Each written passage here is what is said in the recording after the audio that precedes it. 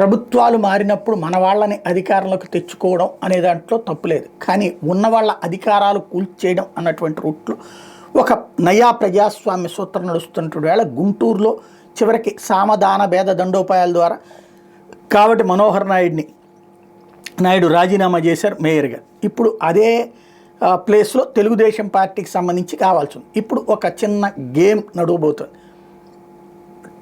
అసలు మేయరు, ఇప్పుడు తాత్కాలిక మేయర్. ముందు ఎన్నికలు జరగాలి, ఇది కార్పొరేటర్లు అందరితో కలిపేసేసి ఓ ఎన్నిక జరగాలి, అప్పుడు తెలుగుదేశం మేయరే వస్తారు.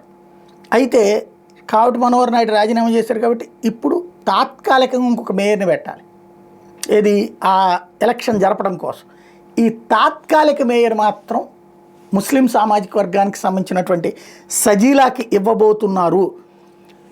ఆవిడని తాత్కాలిక మేయర్గా పెట్టి కొత్త మేయర్ని ఎన్నుకునే వరకు ఆమెకు అవకాశం ఇచ్చి ఇద్దరు డిప్యూటీ మేయర్ల పేర్లు ప్రభుత్వానికి అధికారులు పంపించేశారు. 2 రోజుల్లో ఆదేశాలు వస్తే 20వ తేదీ తర్వాత ఎప్పుడైనా సరే జరిగేటట్టు రంజాన్ మాసంలో ఒక తాత్కాలిక మేయర్ పదవిని ఎవరికై ముస్లిం సామాజిక వర్గానికి ఇచ్చినట్టు ఉంటే బాగుంటుంది అన్నటువంటి ప్రపోజల్ ఆచరణలో పెడుతున్నారు. కానీ ఇక్కడే అసలు లాజిక్ ఉంది.